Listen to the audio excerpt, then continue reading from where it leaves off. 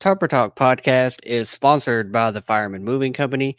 The Fireman Moving Company is the official moving company of WKU Athletics. Not only can they be trusted to move all the coaches in and out of Western, but they can move you anywhere nationwide. The Fireman Moving Company is owned and operated by firemen and is founded by WKU alumni. If you're looking to move sometime soon, give them a call at 270-791-1755 and get yourself a free quote. Welcome to Topper Talk, your number one Western Kentucky athletics podcast. I'm your host, Stephen Moffitt, and I'm joined by co-host Tyler Bailey. Hilltopper Nation, whether it's happening on the hill or on the road, grab those red towels, stand up and cheer, because it's up next on Topper Talk. Welcome back, and thank you for downloading and listening to another episode of the Topper Talk podcast. We are the official podcast of the Red Towel Trust Collective, and we are a proud member of the College Huddle podcast community. If you're not already, be sure to give us a follow on all of our social media platforms. We're literally on all of them. Just search Topper Talk and you will find us. Check out all our episodes on YouTube. Be sure to give us a rating and a review. Drop in those comments. Let us know what you think about every episode. And as always, I've got Tyler here with me, man. We've got a awesome episode to dive into, man. You ready? Yeah, man. Let's get into this 100 Miles of Hate episode. Absolutely. It's the most wonderful time of the year. But before we do that, we have to get caught up with all the athletics that we missed since we last recorded. And the Red Towel Wrap-Up is brought to you, of course, by Trent Bedding Company. So let's get a word from Trent Bedding. Don't forget your headboards, pillows, and your sheets. We got everything you need for a good night's sleep. Number one on the same check, best of Bowling Green. All right. Hey! Twins, full, queen and king. Mattresses for anything. Come and pick it out and we can bring it to your house. Have you sleeping real good before the weekend's out. Trent Bedding. It's just like a mattress store. Hey. Great advertisement right there. Starting off, Lady Topper Golf finished fourth at the Boilermaker Classic, led by Sydney Hackett in fourth, Katie Craig in 21st, and Avery Klein in 30th.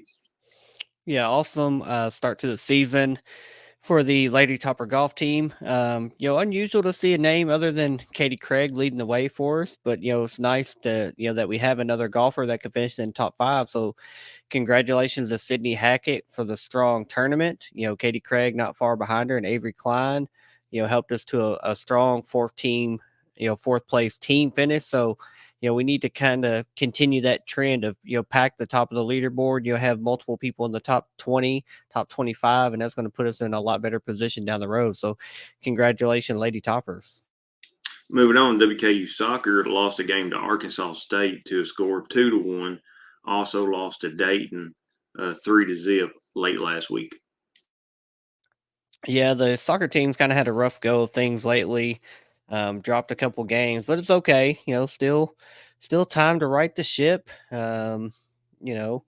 It's a tough season, and you're going to drop some games, but how you respond is really kind of what dictates what kind of team and players you are. So I have a feeling they'll bounce back. They'll be just fine. So let's continue cheering for them. Oh, for sure. Full Lady Toppers basketball schedule has now been released. Yeah, we've known the non-conference or the conference schedule. COSA is still doing mirrored scheduling. So, when the men's conference schedule was out, you knew, roundabout when and where the ladies were playing, because if men were at home, the ladies were on the road and vice versa. But their full non-conference schedule has been released. We're not going to go over the entire thing here and now, but a pretty standard slate. They've got a few tough games to wrap up the non-conference schedule before they get into conference play. So should be a challenging schedule, to get them ready for CUSA play. And, a lot of new faces over there with the Lady Toppers. So, looking forward to seeing them back on the court. We're just a couple months away from basketball tipping back off. So, ready. It's almost that time of year as well.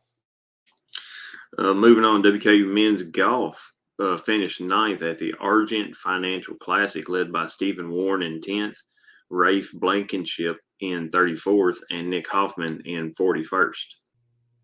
Yeah, good start, to the season for men's golf as well. Some new faces there.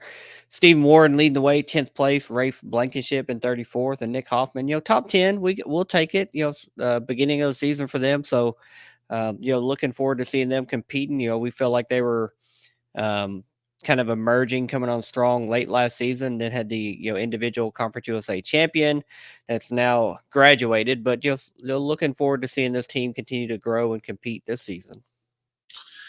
Last but not least, WKU volleyball lost a 5-set thriller to number 16 seed, 16th ranked Tennessee tonight in Diddle Arena. Last week they beat Loyola Chicago 3-1, lost to Michigan State 3-1, and beat Marsh 3-0. Yeah, as we're recording Tuesday night, after 10 p.m., I really just got home from that match with UT, with Tennessee. Man, what an awesome environment. The full band was there, cheer and dance. Um, it was just awesome, man. I think they announced a crowd of over 2,700. I think it was the seventh largest crowd for a volleyball game in Diddle Arena. So just really good environment. Took the number 16 team down to the fifth set, and just battled the whole time. So took a couple sets off them to get to the fifth, and just all around, just a good team. Good battle. Now they've had a few games this season. They lost to um, Louisville earlier this season, and now Michigan State, and now Tennessee. So tough schedule, but that's going to get them ready for conference play. Once they get into CUSA, I have a feeling they'll just start rolling through people again, like the buzzsaw that they are. Just still a lot of talent on that team. We always say that they don't rebuild, they just reload. And even the freshmen are really contributing already early this season. So I'm really proud of WKU volleyball, even in defeat. The Diddle magic was definitely real tonight. It was an awesome and loud environment, and I enjoyed it. Go Tops. Go Tops. That concludes the Red Tail Wrap Up, brought to you by the Trent Bedding Company in Bowling Green, Kentucky. Moff, back to you. Yeah, man. Awesome Red Tail Wrap Up. Like we say every episode, man, fall sports are back, and now they're really back. Multiple sports going. And that Red Tail Wrap Up is going to have some soccer, some golf, some volleyball, some football, and soon basketball and more, every single week. So, I love this time of year. A lot of stuff to cover, a lot of athletes, a lot of sports, a lot of wins, some losses here and there. But just love recapping those, every time we get to record. But the main segment of this episode, we're going to be talking about our recent victory over EKU, and what turned out to be kind of a dramatic build up to that game. After we, recorded the preview last week on Monday night. And then, we did a trade off with an EKU guy, and he joined us. And then Wednesday it comes out that, our planned whiteout was being axed because EKU was deciding to pull their trump card, so to speak, and saying, hey, we're the visitor, we can wear white. So they decided to wear white, caused a little drama, a little chaos, a little pettiness, whatever you want to call it. But I was here for it. I think revenge games are awesome. Rivalry games are more fun when there's some tension. They decided they wanted to wear white, so we wore, red tops. That's fine. Take this whipping either way, because like I said after the game, 31-0 looks good in red or white. So obviously we were coming off that loss to Alabama, 63-0. Just hoping to look better for this Eastern Kentucky game. And I have to say, even before the game started, when I got to campus around 4:00, the tailgating area looked great. The crowd looked great. The student section, the berm, just a lot of energy around the stadium, around campus. Tyler, I know you got to make it up, come to the game. Reed had his first in-person WKU football tailgating and game experience. So tell me, what was your experience of the pregame festivities, tailgating, the crowd, and just everything before the football game ever kicked off? Well, tailgate and the crowd was awesome. I was over there right next to the Red Tail Trust tailgating tent. So I got to see everyone walking around South Campus. I saw the fraternity tents.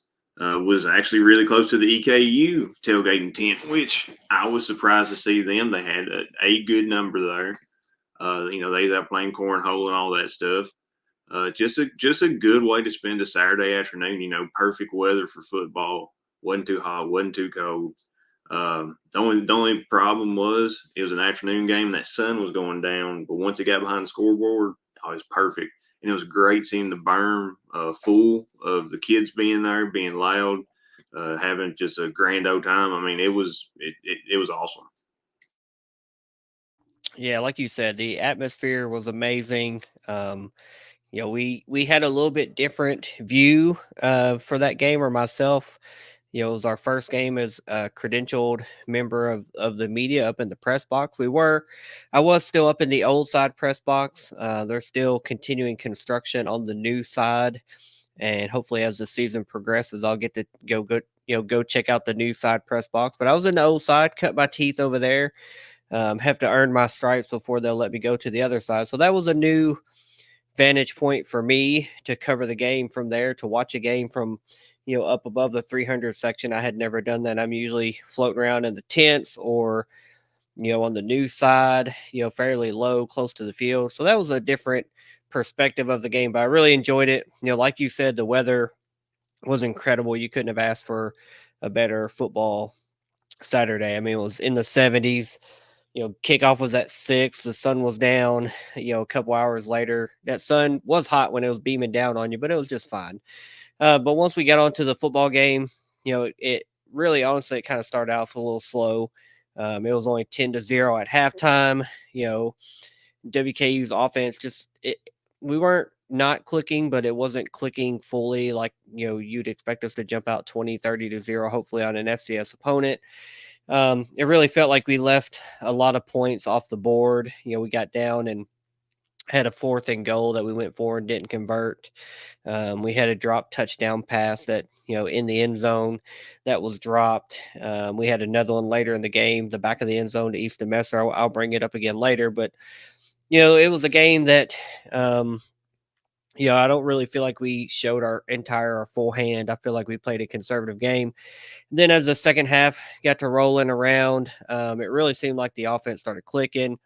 TJ Finley started, hitting a lot more first downs, those intermediate passes, spreading the ball around. For some reason, I guess EKU realized what was going on. They changed quarterbacks.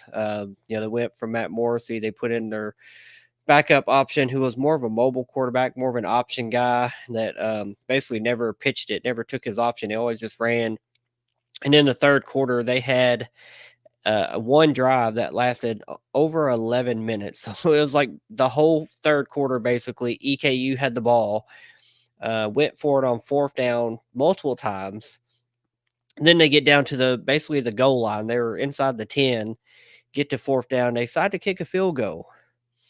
Bring out the kicker, doinked it right off the upright, just absolute karma.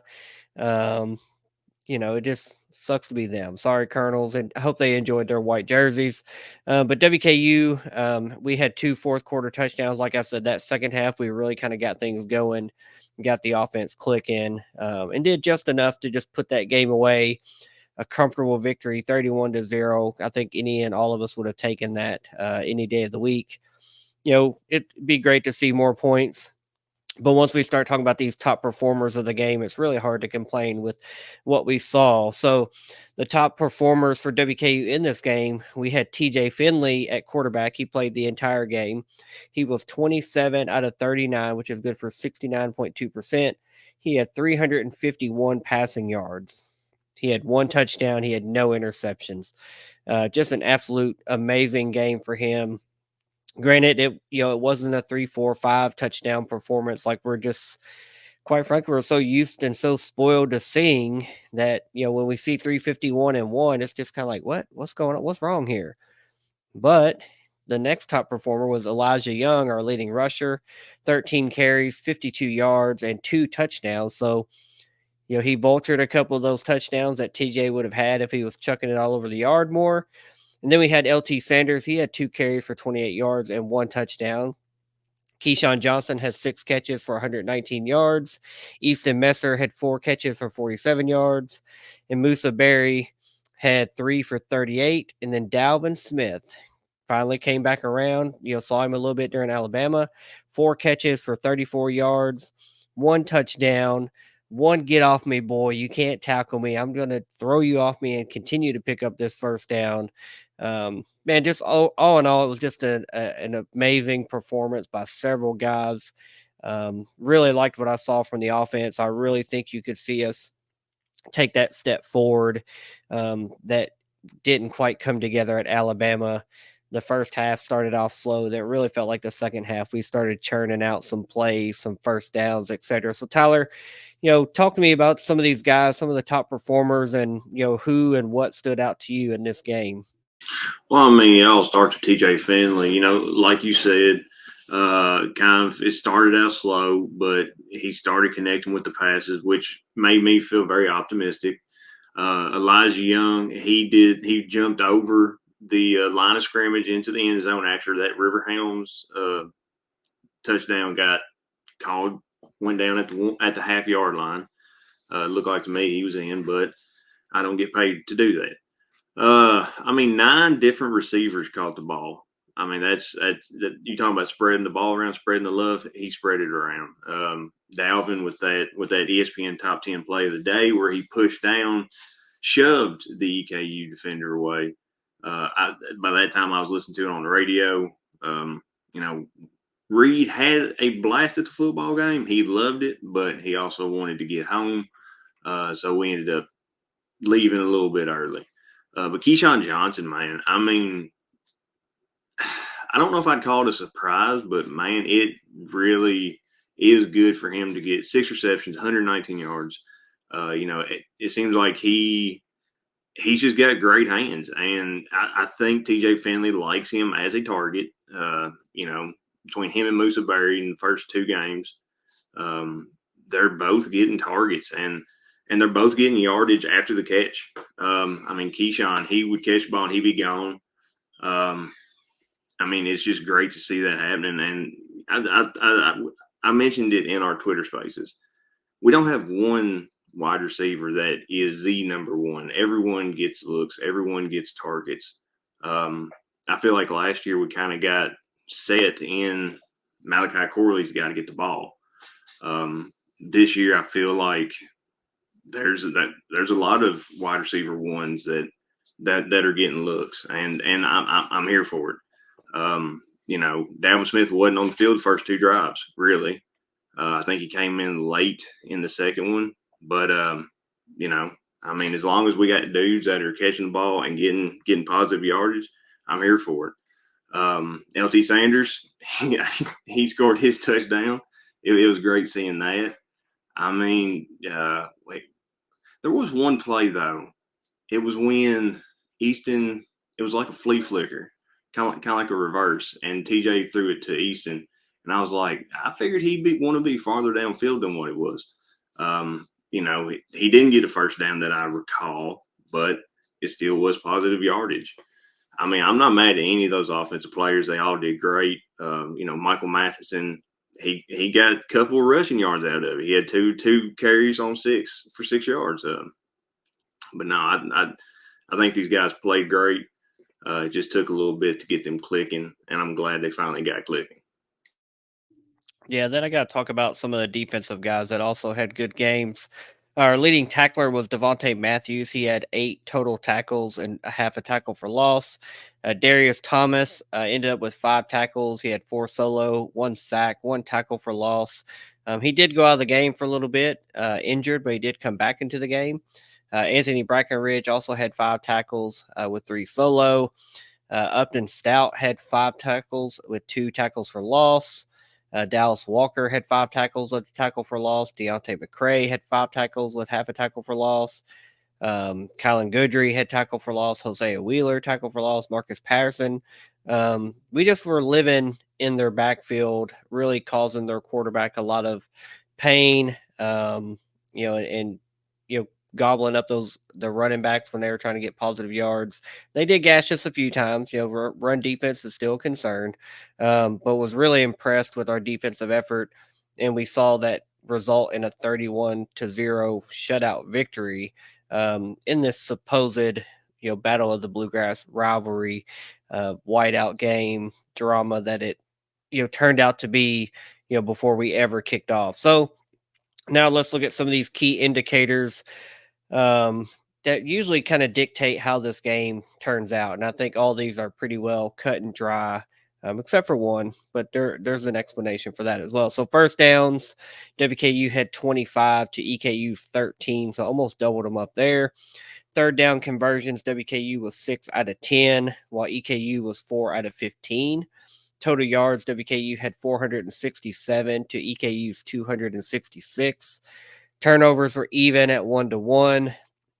Penalties, I usually don't highlight this one, but there was such a big imbalance here that I just had to talk about how clean a game we played. We had 3 penalties for 28 yards, while EKU had 10 penalties for 102 yards. So just really, seems like they just continually kept shooting themselves in the foot, giving us free first downs, free yards. Quite frankly, we'll take that. And I hope we play every game as cleanly as we played that one. 3 penalties for 28 yards. I think we can live with that. And then time of possession, the last indicator, we had the ball for 25 minutes and 50 seconds. They had the ball for 34 minutes and 10 seconds. Already talked about that 11 plus almost 12-minute drive that they have that gobbled up almost the entire third quarter, rather. So just pretty clear, cut and dry, dominant victory. I hope you enjoyed your trip to Bowling Green, EKU Colonels. You're still not getting an invite to CUSA. Not sure when you're going to be on the schedule again after that little white jersey debacle that you decide to pull, 3-4 days before kickoff. So it is what it is. Thanks for coming. Drive safely back to Richmond. Tyler, what were your thoughts on the game and just these key indicators and just, how the game turned out? Well, I hope I like to first of all say that I hope the EKU got people actually went to the Buc-ee's down here in Smiths Grove and saw what a real Buc-ee's is, not that junior Buc-ee's they got up there in Richmond. One thing that I didn't actually realize it until I was looking at it the other day, but you're right, that time of possession, very, very misleading because of that 11, 12-minute basically ball hog, but like you said, that drive, very slow, very methodical. But hey, at least it ended up with absolutely no points whatsoever. Your dude choked; he just couldn't handle the pressure. Maybe he'll practice on that. And you're right, the penalties.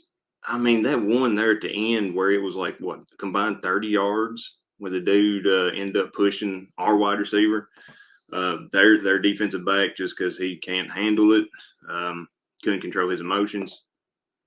You do stupid stuff, it's going to cost you and your team. And, I mean, that's what we had. I mean, it was a really, really great game plan that we had set up for him. And it's reflective. One thing that I learned was Coach Walt Wales, he was the OC at WKU back in 2012 whenever we got shut out by Alabama.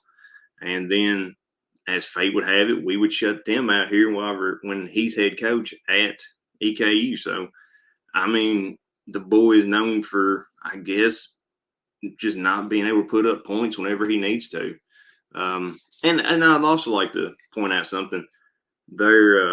That second quarterback they brought in, that Cameron Hergott, he only had 13 rushing yards. He on 5 attempts.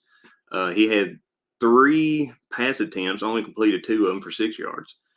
I mean, total they only had 76 passing yards between the 2 QBs and 190 rushing yards, while their Joshua Carter, their running back, had 100 yards on 19 carries. I mean, our defense was great, and I'd like to point out that the defense guys, just like the wide receiver core, ain't no one there hogging all the tackles neither. They're all getting their numbers and they're all eating. And I really like whenever that happens because all of them dudes are gonna step up. But I ain't got no complaints with with any of these indicators. Just that time of possession is very misleading. Yeah, now let's jump into some grades for this game, and I have a feeling I know where we're going to end up on some of these. But let's talk about them. What about your grade for the offense versus EKU? They're gonna get a big old A for me this time. Week 1 was rough. Week 2 we cleaned it up. We looked a whole lot better. It did take us a little bit to get going, like I said earlier, and we did leave some points on the field, like you said earlier. But at the end of the day, when you put up 31, I'm going to give an A on that one. Yeah, I'm right there with you. That's a pretty easy A for me. I think it was a conservatively dominant victory. Not show their hand too much.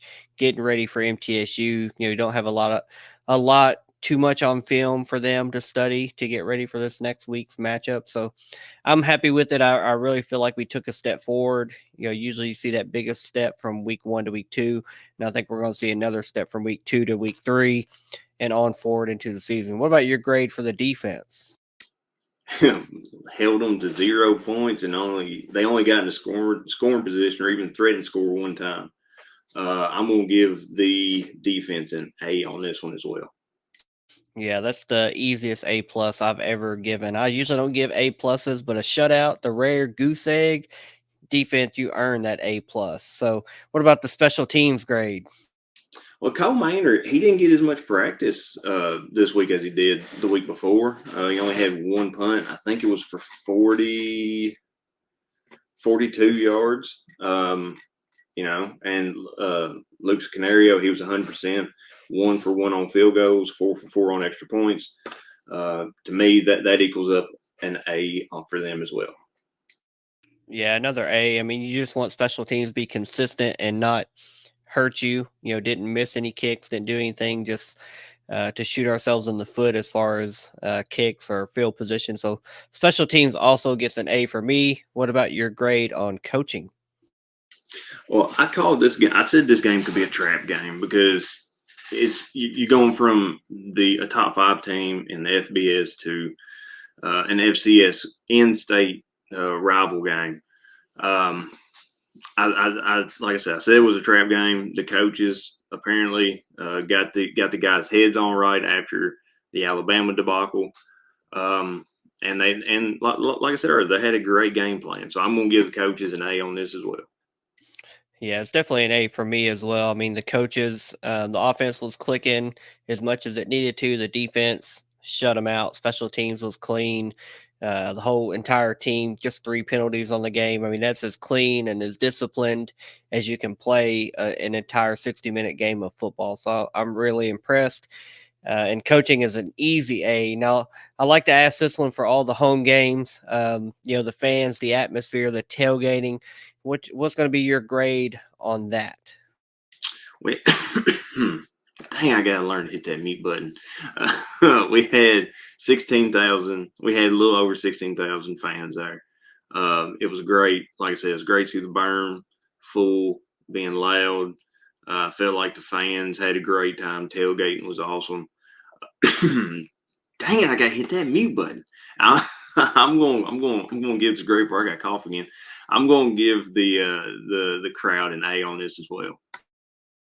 Yeah, the atmosphere. While I didn't go meandering through the tailgating area, I got to campus and went straight up to the press box. I could see South Lawn towards Preston. I could see it and was watching it, and I was really impressed by what I could see. And then the crowd, as it filled in, the new side and what I could see up top in the 300 section and the berm, obviously, looked fantastic. I think the crowd that was announced 16 and some change was a very accurate number. I think we're always pretty accurate in that regard. So I was impressed. Obviously, I want more. I want 18. I want 20. I want 22,000 for every game. Really thought EKU would bring more people. I didn't see their contingent, but I did ask several people, how was the maroon section on the visitor side? And really not as many people as what I guess we used to see in yesteryear in the OVC days. But it is what it is. Good game, good win, good atmosphere. What about your overall grade for the EKU victory? F. Nah, I'm just kidding. It can't be nothing other than an A for me on that.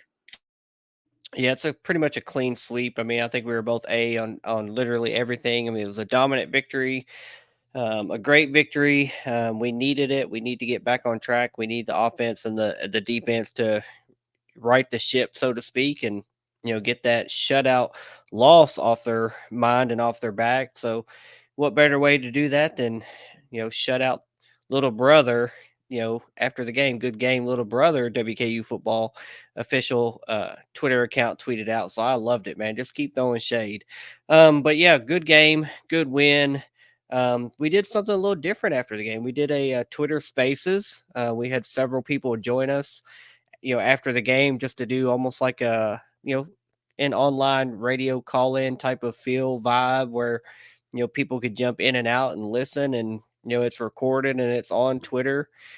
Anyone can go back and listen to that. I think that was a really neat exercise. It didn't get a lot of traction um, that first game, but I think as if we can continue to do that every game, which might be something that we try to do just depending on availability after games, that might be something that's cool. And had several people reach out and say that was a fun thing to listen to and get to join. And maybe that'll grow and just be something else that we can offer and can do. After games, while those feelings and those emotions and those plays is, while it's all still fresh on our mind, and just let several people talk about it and what they saw. And we all have different points of view. And I think, just getting on there and talking about it, sometimes that's going to make our life a little easier before we come into this recap. So, fun exercise. Now we turn the page. We're looking forward to this MTSU matchup, the historic 100 miles of hate rivalry and actual rivalry, unlike that one we just played. It kicks off Saturday, 9/14 at 6 p.m. The game will be on ESPN Plus. WKU does lead the all-time series, 37 wins, 35 losses, and 1 tie.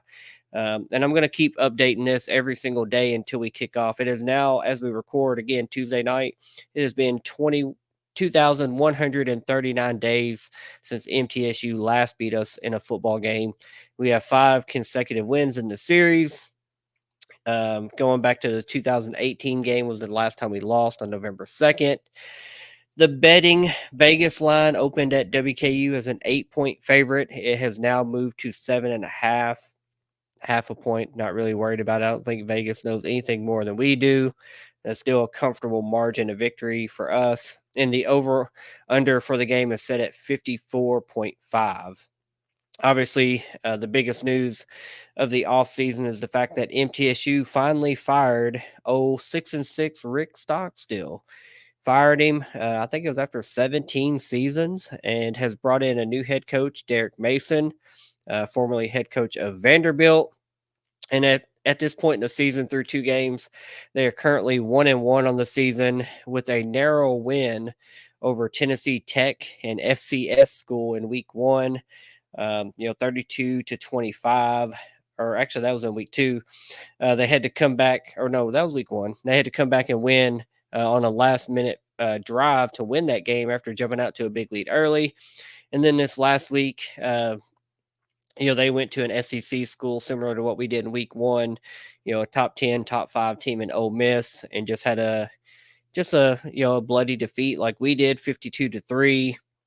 So kind of a similar look and feel to their season, like we have with a big SEC defeat and an FCS opponent that they beat, albeit in a different fashion than our, blowout, 31-0 goose egg. They had to squeak out just a last minute thriller of a victory for them. But that is an in-state rival for them, so good for them. It's better that they got the victory than losing that game.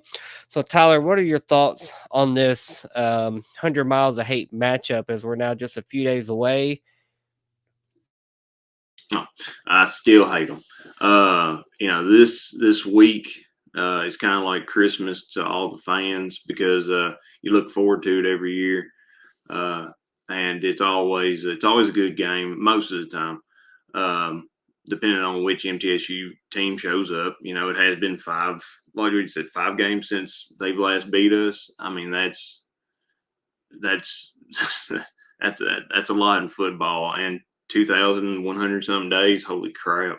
But that's a beautiful thing about rivalries. You never know exactly what's going to happen. Emotions are going to be high on that day. Derek Mason surely wants to come in and prove that he can win against a conference foe. I don't know if he understands the actually 100 miles of hate, kind of like Rick Stockstill did.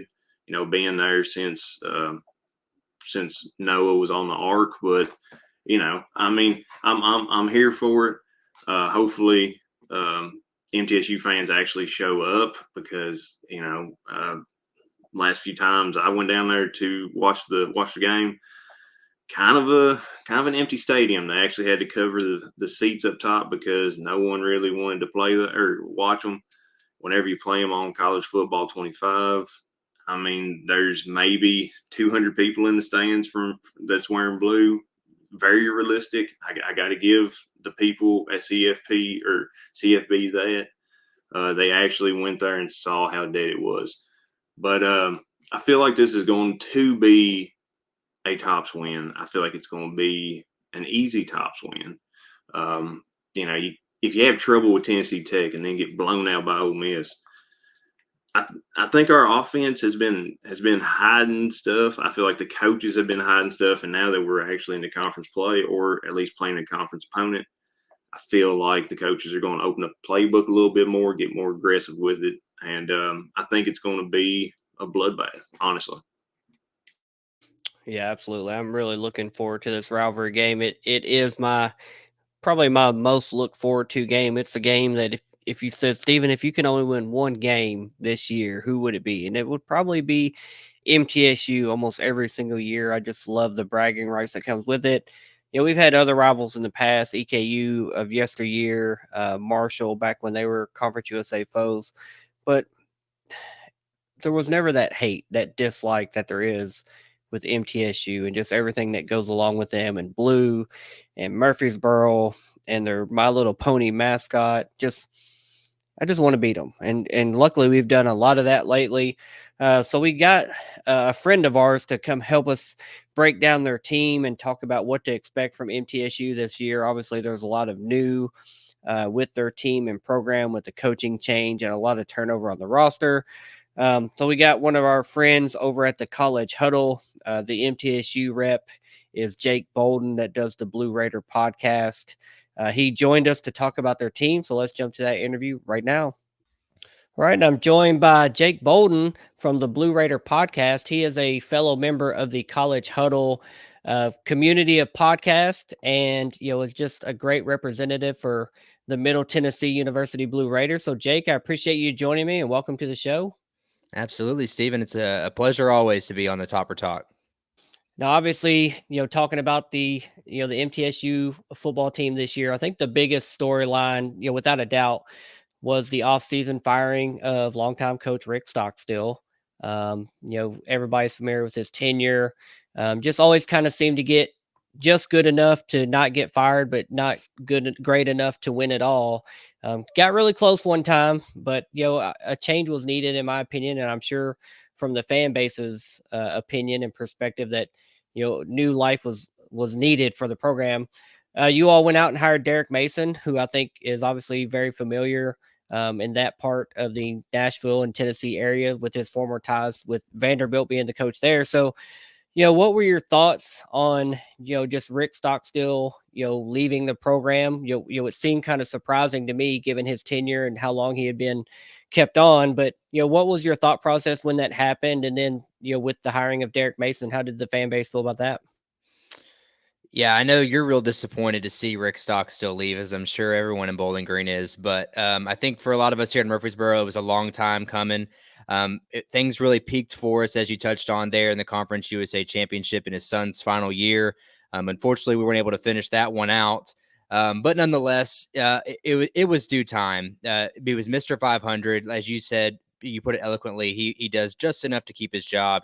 He gets an upset over Miami, and then he beats Colorado State, and you have all these things that seem to be moving in the right direction. Then conference season comes, and it just all falls to pieces for no real reason in particular. It's not like there was an injury bug or anything like that. And then you end the season in Huntsville against a really bad Sam Houston State team, and then it goes into a complete brawl. And then by that next Monday morning, you hear the news that Stockstill's fired, and it's almost like waking up on Christmas. So realistically, we didn't know where we were going to land, but Derek Mason was not one that anyone had on their radar. He was a year off of coaching as a DC at Auburn, or excuse me, at Oklahoma State. He was an analyst for the SEC Network, and then all of a sudden his name comes up in the conversation. A lot of us thought we'd get Scotty Walden from Austin Peay, who ended up taking the job at UTEP. And in a parallel universe, you're probably thinking that was a great thing that we didn't take Scotty Walden, seeing how the Miners fared with Southern Utah this last week. But I digress. With to answer your question about Derek Mason, he has put in a whole new level of excitement within the community for a lot of good reasons, because with Stockstill, he's a lot more reserved, kept a lot of things close to the chest, whereas Mason, flamboyant. He's a very loud voice. He's in your face all the time, which is something that I think the university desperately needed. And as I've said on numerous occasions this year, one thing that I think he has taken a role of that we haven't seen in years past is he's a CEO of the athletic department. He takes his leadership, it has carried over through all sports, and a lot of it has come from the marketing aspect. He understands what it takes to get people in the crowd. I mean, this is a guy that was at Vanderbilt who got literally nothing from his athletic department, and they would never budge. Where now he's at an department where he's with the department who is willing to throw money at him to do whatever it is you want to do. And for once, I think that's for good reason. And those that were pro Stockstill would probably say, you know, he could have done better if he'd been given more money. But, you know, that's complete hearsay, I guess, speculation on whoever's part that is. But nonetheless, Derek Mason energizes community for a lot of good reasons. He's having a lot of turnover this season, so you don't really know exactly what kind of style this team is going to take. I think he's kind of doing with what he can this season because he got hired so late in December. A lot of the transfer portal pickups, major ones, had already happened. They're off the table. So this team is not necessarily what I would say a Derek Mason-esque team, but his mantra all year has been blue collar, middle made. He wants to find guys that are willing to do the dirty work, pick themselves up from their bootstraps, do all the hard work. So I look forward to seeing really what this team looks like in 2025. But he, for once, has got Murfreesboro excited for this season. Yeah, you kind of already touched on my next question. I think the biggest question mark with any coaching hire, you know, when you have an off-season termination and then hire somebody, you know, so late, like you said, kind of in that coaching carousel cycle, and then the portal that comes with it. You know, the biggest question is, you know, how can he recruit? And a lot of times that recruiting starts with players that are already on the team. And then after that, you've got to go plug the holes with what you need and what you have to fill from people that left, you know, from the portal, from JUCO, from high school. So, you know, how has Derek Mason's recruiting been since he was hired? Well, the most impressive thing he was able to do his first week here was keep Nicholas Vadiato. He was a guy that didn't hit the portal instantly. We thought when the news of Stockstill being fired, especially the relation to Brent Stockstill also being the quarterback coach there and his close relationship with Vadiato, because Stockstill's senior year was Vadiato's freshman year. So there's a lot of emotions tied in there with that firing for Vadiato, but he elected to stay. And I think the realization for him was there's only so many starting quarterback positions in Division I. So that was the first thing he locked down. That was a huge news for a lot of people. But then the defensive front, which is one of our best assets that we had last year under Stockstill, all hit the portal. A lot of those guys landing at SEC schools. So that was a really tough challenge for him. And I don't know that he necessarily did a great job with that, but he did enough of a job that we're going to be somewhat competitive on the front seven. He kept the whole linebacker core with guys like Devin Curtis, Parker Hughes, Drew Francis, again, guys that are very capable of playing at a P4 somewhere, that elected to stay with the defensive-minded coach that is Derek Mason. So I think from the defensive perspective, he got a lot of guys that have a lot of experience, like our safety, Brendan Harris, who has years of experience at Wake Forest and also at Vanderbilt and Derek Mason's final years there. We've got James Mon, an Indiana transfer. So there's a lot of guys that were willing to come here to kind of spend their last couple years in Murfreesboro with a guy like Derek Mason to kind of give those guys a second opportunity, if you will, to kind of make a name for themselves, where in other ways they may fall into the shuffle at those larger schools. But his biggest challenge, as I already said, was the defensive line, but much so on the offensive line too. It was a piece by piece kind of thing. I don't know that it's necessarily a line that Mason would be happy with. It doesn't allow him to really implement his ground and pound game that we saw at Vanderbilt. And especially with a lot of these early season injuries, we're really seeing the depth get tested from Derek Mason's roster here. So a lot to be said about what he's able to do. But one thing that I do find interesting, that going in, again, looking into the future, is he's recruited the Middle Tennessee area heavily, something Stockstill never did. Stockstill was a heavy Florida, Georgia guy. He very rarely would call upon anyone, in not only in Rutherford County, but in Middle Tennessee alone. I want to say the number on this roster is over 20 are within the Middle Tennessee area, which is, again, unheard of in the previous administration. So I think that's something that you lean heavily into. As a G5, you should be one of the best recruiters for your area, much like the Western Kentucky basketball program is. I want to say, I don't follow them as closely as I do my own, but I know that you always got someone from Bowling Green on the roster. There's always someone within the neighborhood. So I think that that's important, not only for the sake of getting connected with the community, but when you look at it from a perspective of ticket sales. When you look at MTSU, you need this ticket sales. And you know what the best way is? Having kids that live 10 minutes away and they're 30 family members buying season tickets. So again, he's kind of found a recipe for recruiting the area, making, again, the community excited, and as well filling those holes that are necessary, like a lot of the skill positions, because Middle Tennessee is littered with them. So all encompassing, yeah, the roster's kind of pieced together. I don't know how strong it is. It's not really Derek Mason's cup of tea. I would say he's going to lean a lot heavily on his guys like Landon Yount, who's going to be the director of player personnel, and as far as recruiting goes. But he's a good personality. He's a big personality that a lot of kids know, and I think that's going to help him tremendously in years to come with recruiting.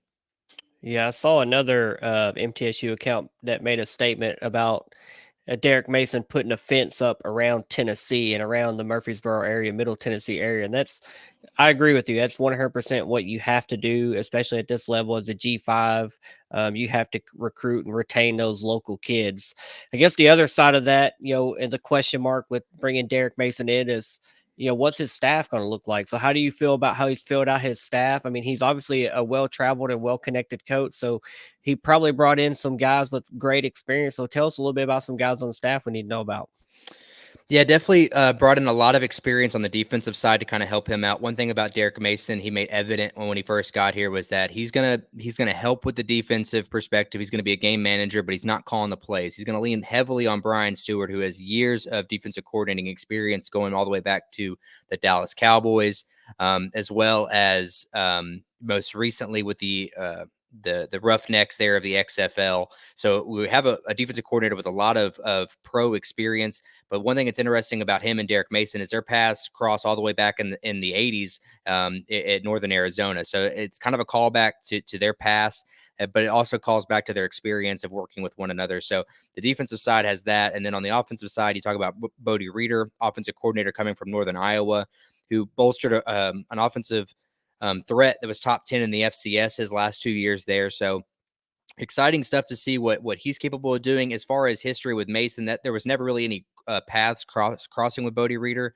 But something about Bodie Reeder's game that I'm impressed with, again, is the fact that he really highlights his quarterbacks. He's worked with the likes of Mason Rudolph at Oklahoma State. He worked with Mason Fine at North Texas, someone that you and I would be very familiar with at North Texas. Mason Fine was an excellent CUSA quarterback. So if he's able to replicate those types of seasons that we saw with Rudolph and Fine, it'll be promising for what Vadiato is able to do in just his redshirt junior season, let alone, again, looking forward to 2025. I think Vadiato, if he's able to stick around here and be under the tutelage of Bodie Reeder, I think we're going to be just fine. And Mason himself still kind of feeling his way through, but he has a good mixture of these old coaches and these new coaches, much like Brian Stewart, the very old coach, 30 plus years of experience. Bodie Reeder, very new experience as an offensive coordinator. So again, back to the whole middle-made blue-collar thing. He wants these older guys to kind of give them that veteran leadership guidance to these players, as well as the younger coaching staff who are still trying to find their way, and that hunger that you're looking for in that coaching staff, because ultimately you want guys that want to win and get out of here. That's kind of how it works in G5. And I think Mason understands that for a lot of these coaches, this is their stepping stone. This is your opportunity to prove it. Yeah, absolutely. And you touched upon earlier the community excitement and the engagement that he's had, literally since day one. Yeah, I remember seeing pictures and videos of him, repainting some offices within the football department. So just engaged, shows that he's a hard worker. The community involvement. Again, I haven't been to Murfreesboro since he's been hired, and I hope to make it this weekend. But you can just tell, even from the online perspective, the Twitter perspective, that he's really engaged and excited this fan base. Just that breath of fresh air, new blood, the CEO of the athletic department. I mean, you can just tell he's that energetic person and the leader that MTSU needs to get back to being competitive and competing for conference championships, which is, it's what we all want. We don't just want to win 6 games and go to a meaningless bowl game and, at a potential good destination and get our butt kicked or win whatever. We want to win championships. We want to be in the top 25. Now the college football playoffs been expanded. We have a G5 seat at the table that any of us can get there. We saw Liberty do it. They ran the table and had a great season last year, and we're the representative. So I guess looking at this year's team, obviously kind of put together. You've talked about the roster kind of being ragtag and maybe not a full Derek Mason team just yet, the roster makeup, but what are the Middle Tennessee expectations for this 2024 season coming into the season? I think a lot of fans, their main, I guess their main objective for Coach Mason to reach this year would be 6 wins, make yourself to a bowl game. But the reality is the non-conference schedule just has made that a really tough ask. Given that we just played Ole Miss, you've got Duke the week after we play Western Kentucky, and then you finish up with top 25 team or supposed top 25 team as of this week in Memphis, all on the road. So you got to find a way to sneak one of those in, if you want to get yourself to 6 wins, because it becomes tough in the conference, much like you have the Western game this weekend, which you're a touchdown underdog. You're going to have Liberty later in the year as an underdog also at home. So you've got to find a way to swing one of those games in your favor to really kind of even sniff the 6-win mark. Jacksonville State looks a lot more vulnerable than maybe we all initially thought. So that may be a game that swings, but there's kind of a quirk there when you talk about the Jacksonville State game from the MTSU perspective, because that comes on the heels of a 14-day period where MTSU plays 3 games. Thank you to Conference USA midweek scheduling. So you have to find a way you got Louisiana Tech, Kennesaw State at the start of that little weird 14-day stretch, but you cap it off on the road at Jacksonville State. Can you swing that one? Then you're probably looking at 6 wins. FIU, are they legit? Who knows? But we have to end the season in Miami and have to beat the Golden Panthers. So that was the one that I think a lot of us have pin marked as like, that's our 6-win game. If we have a good season, we will be playing for a bowl game down in Miami. And I think that's a realistic expectation. I went into the season expecting 5-7, truthfully. And I don't think that's a losing season. And it all stems, again, from the non-conference schedule being as difficult as it was. There's just not really a winnable game on paper in the non-conference. So I know Topper fans want to talk about this Saturday, but I can't stress enough how excited I really am about 2025 and much easier non-conference schedule that it is. But this season, 6 wins would be exceptional for your first win, for your first season with the 60 new incoming players that he has. I don't think anyone would see that coming.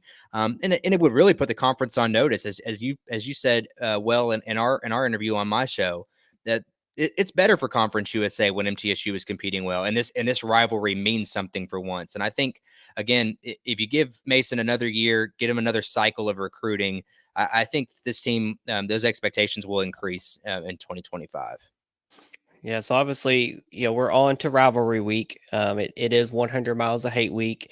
Been well documented that it's been 2,138 days as of recording on Monday, September 9th. WKU has won 5 games in a row dating back to 2018. We've won 8 out of the last 10 games in this series. So, have you seen anything from the players or from even Coach Mason? Are they bought in? Do they understand just the depth of this rivalry and what it means, to both of us to win this game and just the bragging rights that comes with it? Yeah, that's an excellent question, and always something you have to ask when you get a whole new staff and 60 new players. I mean, I can't stress that enough. Like, how important is beating Western Kentucky to all these new people that don't understand it? Because I'm sure to you and I, this win means way more than it does to them. But I think for the most part, the community understands the importance of it. Obviously, how dated that this rivalry is. Mason, I think, understands it. I don't know, again, if his heart is in it, and that's not to say anything negative to Mason. It's always hard to gauge how guys take that. I mean, this is a guy at Vanderbilt that took the Tennessee rivalry very seriously. Did it take him a couple years maybe to get that under his belt and understand the magnitude of which that rivalry is? Maybe so. But I think for him, maybe less so the rivalry, but the fact that it's his first conference game. Like, I think from his eyes, not only would beating Western be a big win in the hearts of all the Blue Raider faithful, but I think it'd be huge for him to get under his belt and put Conference USA on notice and say, hey, MTSU is a legitimate contender, and you could do that with a win on Saturday, truthfully. So as far as the rivalry meaning that much to him, that's always a tough gauge. You're talking about 18 to 22-year-olds who really don't, who may not care.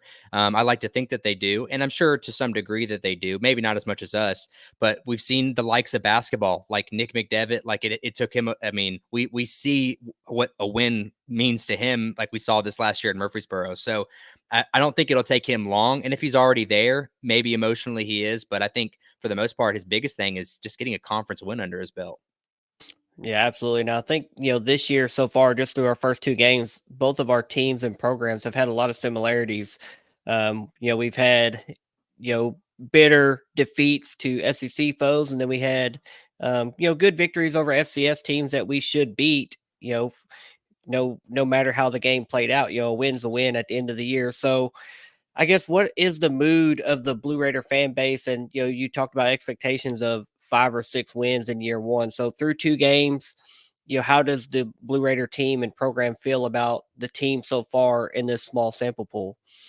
I think personally, we'd rather be in your shoes in regards to the order of operations. I would have much rather have lost to Ole Miss in week one than had a week against Tennessee Tech to get our feet underneath ourselves and win a football game and feel some level of positivity moving into this Western Kentucky game, because we did the exact opposite.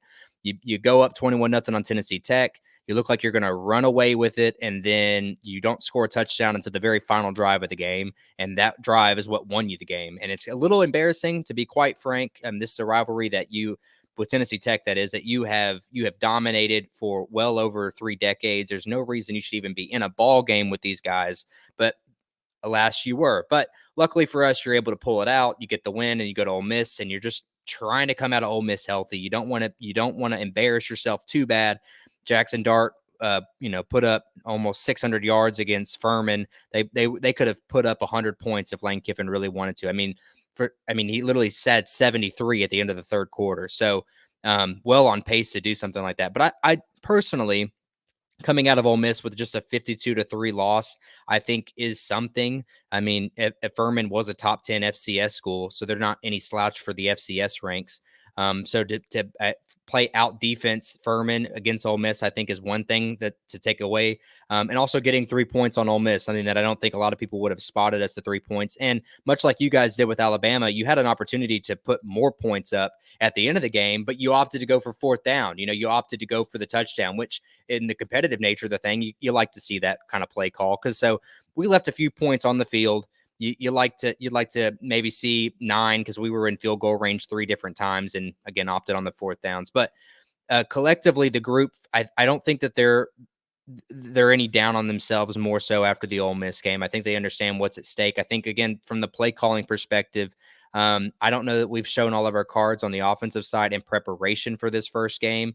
There's still question marks in regards to a lot of these skill players that we brought in. We haven't seen the likes of Omari Kelly, Gamarian Carter, both SEC transfers. They haven't really made themselves known like we all thought they would. So that's why I kind of play into the speculation that maybe we haven't seen everything that Bodie Reeder wants to throw. But we know Holden Willis at tight end is a guy that they featured a lot. SEC Network raved over Holden Willis this weekend against Ole Miss. He had 6 catches for 93 yards. So the force that he's going to be in his little tight end flex slot receiver position that he plays. But a lot of promising things in those first couple games, but it much like yourself, there's just so many question marks, and you played the gambit. You played the top tier and then you played the bottom tier FCS. Where does this team fall?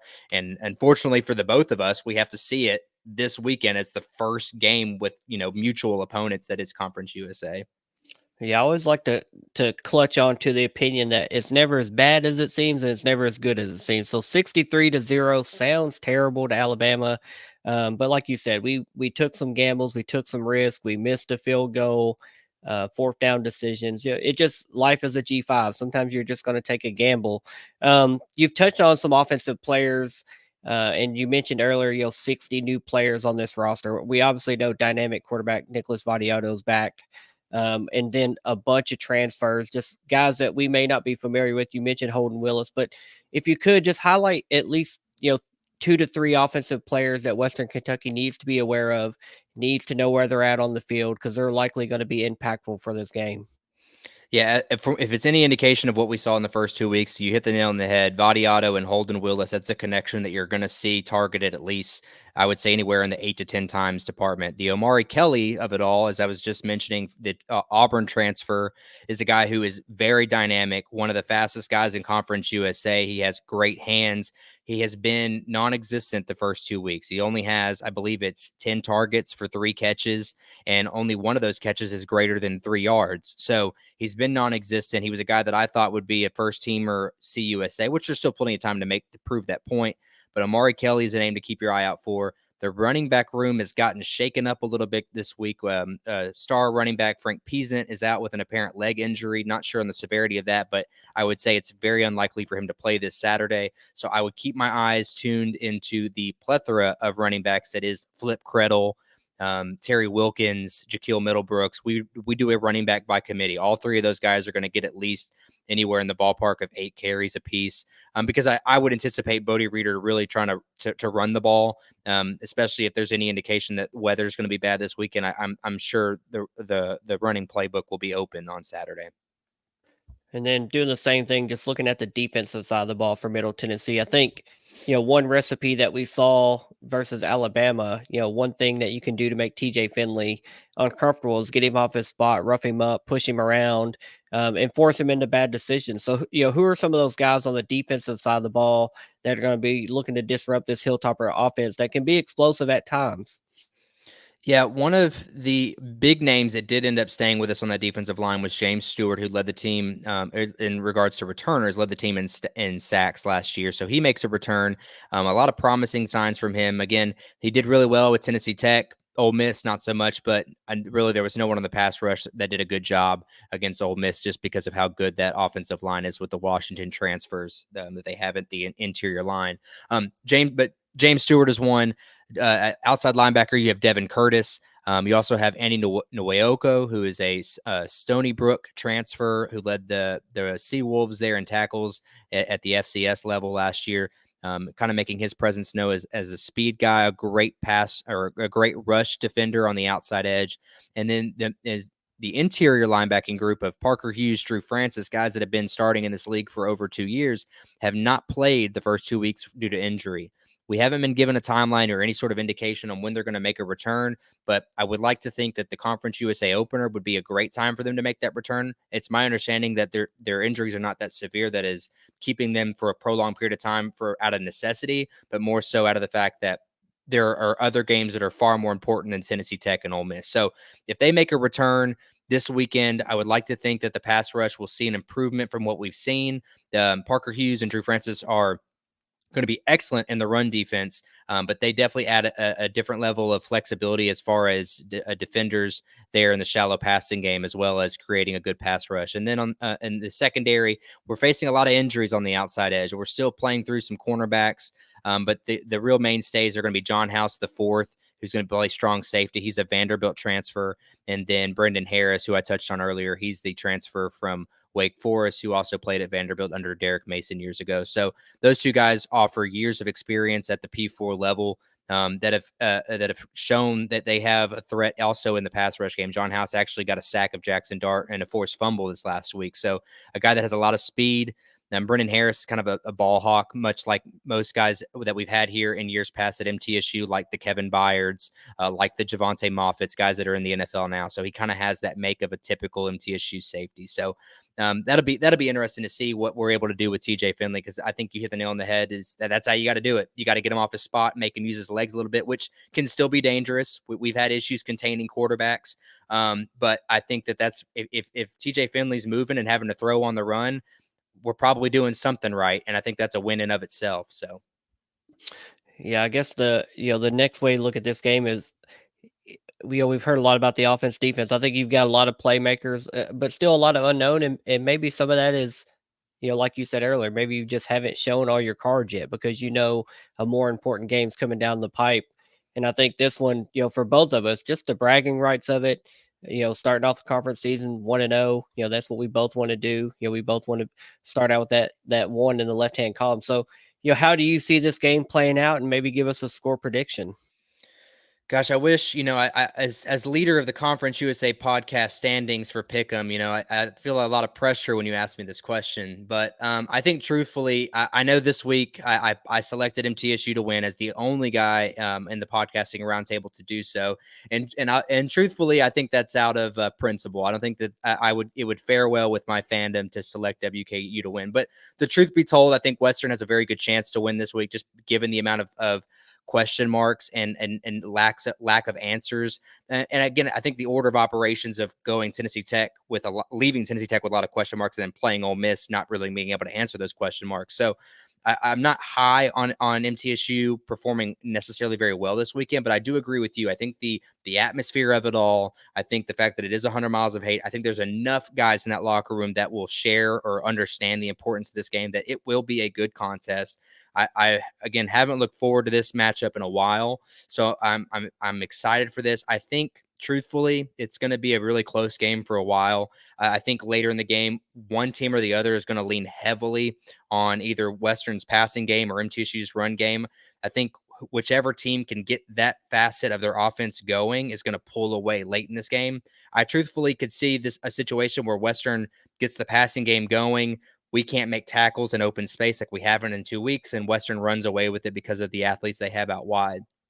There could also be a situation where we figure things out on the offensive line. We lean on that stable of running backs, and we're able to lean heavily and get downfield running and put up some points, and it becomes a shootout. I could see that totally happening as well. So, truth be told, I think it's going to be a close game. I think on our podcast, you had mentioned that in that 30-20 ballpark. I think that's a fair assessment. I see Western somewhere in the mid-30s, low 30s. I think MTSU, if we're having a good game, we're somewhere in that mid to late 20s, 28, 35, 28 kind of matchup. But again, I won't sell my team short here. I think MTSU wins it. We're going to have what the likes of, I couldn't tell you what year, but we're going to have a field goal trade-off, and it's going to be a triple overtime winner for MTSU. Zeke Rankin's going to hit a 50-yarder, and the Blue Raiders are going to walk home with their first conference win under Derek Mason. I love it, man. I love this rivalry, everything about it. I always love and enjoy getting to talk to you. I'm a big fan of your podcast, and I think any Western Kentucky fans, if you want to know more about our competition and our rival, especially this week and when we get into basketball season, I would highly urge you to go check out the Blue Raider podcast. Jake does a great job with his content. Had an awesome summer series, was at fall camp, does a lot of interviews with players, coaches, administration. So hats off to you, Jake. Obviously, fellow College Huddle community member, makes these collaborations really super easy, but you also put out a lot of great content. So before I let you get out of here, definitely plug your show. Where can our listeners find you, streaming wise and on social media? Yeah, absolutely. You can find me on all of my social medias at Blue Raider Pod, as well as on YouTube is where we do all of our streaming under Blue Raider Podcast is the channel name. And then, of course, if you're not a visual presentation type listener, we are on Spotify, Apple Podcasts, on any streaming platform you could possibly imagine. But I appreciate the kind words there, Stephen, and I'll throw it back to you as well for the Hilltopper fans that are listening. I think a lot of us are spoiled with what we see from the P4 schools. But I think what we both have going here with our CUSA schools, as well as the CUSA podcasting roundtable, is something special that I don't think a lot of people get with their small schools. A lot of great information. Steven does a great job, obviously, with his show. I listen to him any opportunity that I get. Great insight from you guys as well. So, but I appreciate you having me on. And again, I look totally forward to this. And I'd be remiss. I know that you didn't mention it, and you mentioned it on my show. But if you're coming down to Murfreesboro, you've got to stop by Toots. If you've been in Bowling Green long enough, you know what it is. It's going to be a great scene. Obviously, there might be a little hostility in the room if you walk in there with the red, but sometimes you got to appreciate that when you walk in the room with the red on your chest and amongst a blue crowd. Yeah, absolutely. I should have brought it up, but I guess it's just one of those trips that I make so often. I don't say, "Hey, where should we go check out?" But truth be told, basketball season, we went to Toots before the game and after the game. I'm just putting it out there. That's how much we enjoy it. But Jake, again, I appreciate you coming on, and best of luck this weekend. Absolutely. Thanks, Stephen. And really insightful interview, and just a lot of good information, and some players to look out for. Touched on those offensive and defensive guys, and just what this rivalry might mean to a new batch of players and a new coach. And maybe they need to understand just how important this is to both of these cities, these schools, these fan bases, that the bragging rights for 100 miles of hate is very real.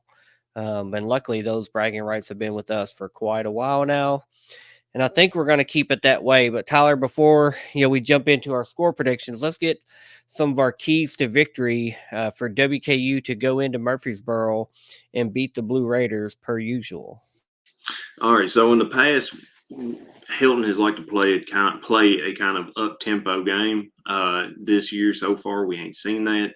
I'm hoping that he tries to mix up the tempo to keep MTSU and Derek Mason on their toes and kind of throw them off balance. Yeah, I think my number one key to victory is that we need to see this offense just take another step forward. I mean, we saw the passing game emerge more last week. TJ Finley with 350 yards, but just one touchdown. I think we need to see the fact that we can get all those yards, not just between the 20s or between the 10s, whatever you want to call it, big chunk plays to get down the field and near the end zone. But we need to hit pay dirt with those plays as well, because that's what our offense does. We want to lean on the passing plays, the up tempo, just getting the ball out in space. So I think we need to see the offensive side of the ball, the passing game, take another step forward. And I think we will, because I really think we played a dumbed down, conservative, watered down, whatever you want to call it, version of our tempo offense against EKU. So I think we're saving something for Middle Tennessee. So I just think that offense needs to take another step forward. What about your second key to victory versus MTSU? So our defense has to get MTSU off the field on third downs. We can't be letting them go for 4th and 3 or 4th and 4, 4th and 1, and letting them convert. We definitely got to get them off the field and get our offense on the field so we can score. Yeah, that's my second key to victory is we have to slow down the rushing attack. They have a very dynamic quarterback in Nicholas Vadiato, who we have played now several times. He is a mobile quarterback. He's a dynamic runner. He can throw the ball pretty well. He can extend plays. They have a couple running backs. I think one of them, Frank Peasant, might be out in this game, like Jake mentioned earlier on the Blue Raider portion interview segment. But then they have Jalen Creedle, who is their leading rusher. So, a little bit of unknown there at running back for them, not having their starter available. But this also may be a game where the weather may come into factor here. We're still 5 days out from the game. Right now, there's predictions of rain. Not sure how serious, or thunderstorms, or how rainy and windy, etc. it'll be. But if it is just rainy and sloppy and messy, that's going to lend itself to being a more run heavy game scheme for both of us. If you're not able to pass the ball just as well in just a normal sunny environment. So I think we have to prove defensively that we can slow them down, limit their runs, not that let them have, like EKU did. They had that 11, 12-minute drive in the third quarter, chewed up the clock. an easy way to keep our offense off the field and from scoring points is keep us on the sideline. And if you can do that and play ball control, like we saw, Troy did last year, that's exactly how they beat us. If we had gotten the ball with more time, we can go down and potentially tie or win that game. But they played keep away. We couldn't get off the field on those third and shorts. And like you said, that's just what we have to do. We have to bow up. We have to know it's coming. They're going to hand the ball off, or Vadiato is going to extend and try to run. Um, we have to put them behind the chains early. We can't let them have third and short every time. It needs to be second long. It needs to be third and long to make them have to open up the playbook a little bit more than just gashing us, running us up the middle between the tackles. So definitely that run defense and proving that they can take a step forward is my second key to victory. Tyler, what about your third key to victory versus MTSU? All right, just to make it clear, me and Muff do not share notes before we record. I don't know what he's got. He don't know what I got. My second one or my third one is contain the rushing game. Like I said, Vadiato, he can scramble. He's a really good quarterback. He's very accurate. He can also, like I said, if he's feeling pressure, if it's a design run, he can get out and get into the open field and get them extra yardage or like you said, extend the plays. But there could be some rain coming in, so that could affect it. But nah, I'm just kidding with you. But no, yeah, that was my contain the rushing game, and I didn't know Frank was going to be out or Frank could be out. I noticed he didn't play in the Ole Miss game.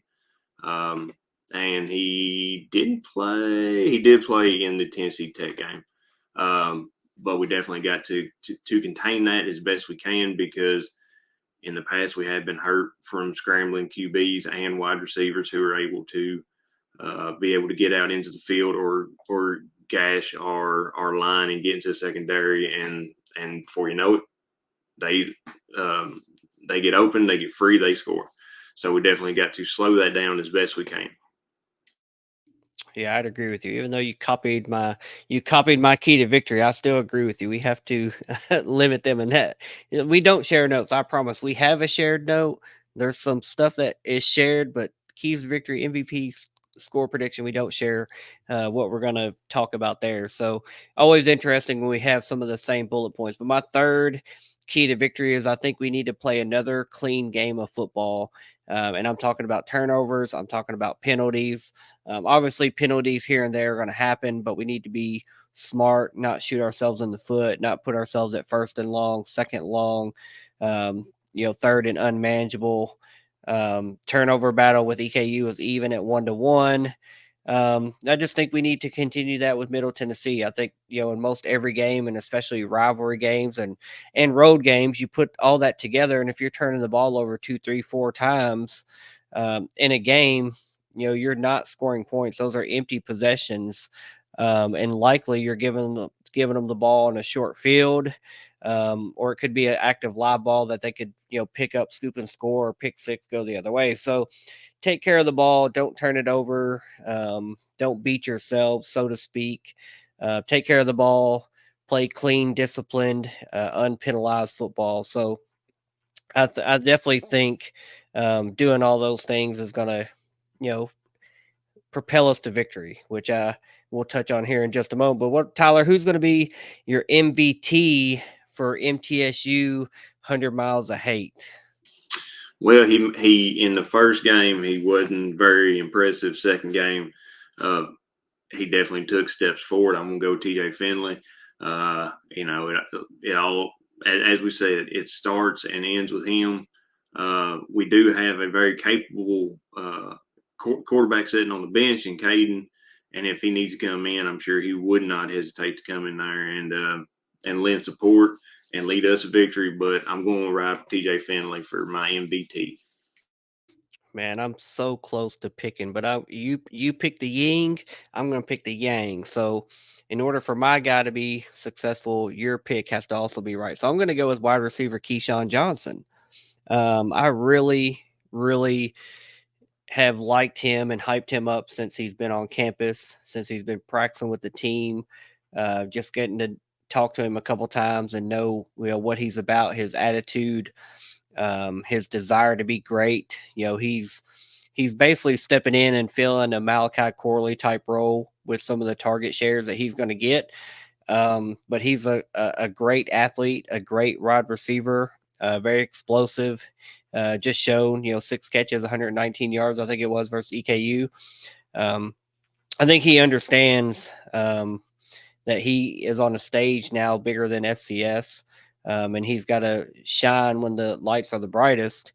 And he's had a couple of good games so far, and I think he needs to continue to do that this season, especially if he has pro aspirations after this season. And he knows coming to Western Kentucky, the passing offense that we have, if he shines, he's going to have that opportunity. And I think he's our most dynamic receiver. I feel like we've talked about him several times this summer.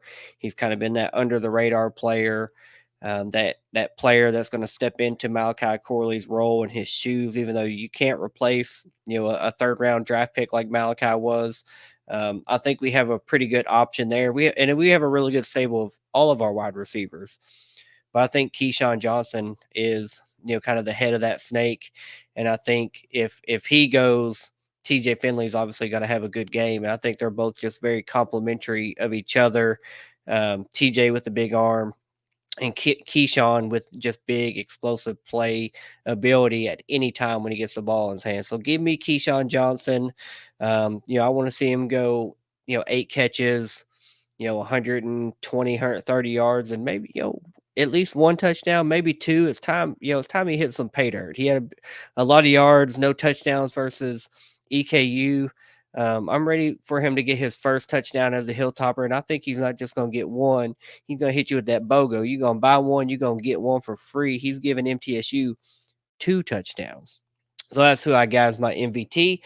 Tyler, what about your score prediction for the 100 Miles of Hate in Murfreesboro? Before week 1, I made preseason. It was going to be 56-24. After seeing that MTSU had some trouble with some actual talent and actually playing a good team, I'm going to knock their and the over and under is 56, which I think is crazy. I'm going to leave us scoring 56, and I'm going to knock MTSU down 14. I'm going to say they scored 2 touchdowns in garbage time. 56-14. Man, oh man, high scoring blowout in Murfreesboro. Hey, if you're right, I'm here for it. I want to see that happen. But my preseason score prediction was 34-21. I'm staying close to that. I'm not staying exactly that, as I've done an appearance on the Blue Raider pod, and did a behind the enemy lines with their Go Middle account as well that just was published earlier today. I'm settling in on 34-24, which is still a 10-point victory, a solid victory. I will take it all day, every day. There's still some unknowns, with that team and just how healthy they are and how the rushing attack is going to look. And the weather could become a factor in this game, but I think we have a convincing victory. We take it to 6 consecutive victories in the season. We take it to 2,145 days since they've last beaten us by the time we beat them on Saturday. So, the streak continues, and to be the man, you got to beat the man. And quite frankly, it ain't happening this year, MTSU. I've given them a lot of props and some kind words, just for the fact that they did finally make a change, after 17 years of Rick Stockstill, and, being happy with 6 wins and a bowl appearance in the Bahamas, and giving them that contract extension. That's who they were for a long time, and they finally made that change, and props to them. Much needed for them. And eventually they'll get back on track and they'll be competitive in Conference USA. And maybe, just maybe they'll beat us in football one day again, but it's not going to be in 2024. Sorry, guys. But man, I'm really looking forward to this game. Still kind of undecided on if I'm making the trip down to Murfreesboro, which is very odd to say for me because I probably haven't missed this game, home or away, in over 10 years. But there just are some other things, with my wife, some things I might need to do and take care of But I hope to make it. I have the availability where I can make the trip down. It's just going to come down to, probably the morning of, day of, if it makes sense for me to go or if I need to hang around and help my wife with her business that she's starting up. So I hope to get to make it. And if I do, I'm going to Toots Restaurant just like we did last year before the game and after the game. Good time as always, very sentimental place to me. Looking forward to going down there. Um, I know they're doing a lot of work and construction on campus right now with their new student performance center. Doing some work on the outside of the stadium, upgraded their video board recently. So good for them. A lot of new energy and excitement around Murfreesboro, and it's always been kind of bland there on campus, in my opinion. So it is nice to see some change and some ground being broken and buildings and structures being erected for them. So good for them, but I'm afraid it's going to be, another painful defeat at the hands of Western Kentucky. I'm looking forward to it. Like I mentioned earlier, I hope that we can get on and do a Twitter Spaces after the game, whether I'm in Bowling Green doing it from home, or if I'm driving back from Murfreesboro, whatever that looks like. We'll try to put that together and make that just a routine thing that we do, within that hour after the game, where, if we can catch up and do it and, talk for 20, 30 minutes, an hour, maybe, however long it goes, don't put any limits on it, but just let it be natural conversation and talk about it. So Tyler, I guess hit us with your final words on this 100 Miles of Hate rivalry week, and then take us on out of here. Yeah, on that Twitter space, I actually, my first one I ever did, and I didn't know what buttons to hit. I had to give the Twitter access to my camera, to my mic. I didn't know that, so I was trying to get in quicker, but I'm dumb when it comes to some technology. But I eventually got it, and it was a ball and a blast. Now I'm kind of hoping to get down there. It all depends on how I feel after work that day. And then I got work Sunday morning at 6. So I don't know if I'm going to be able to make the trip this year.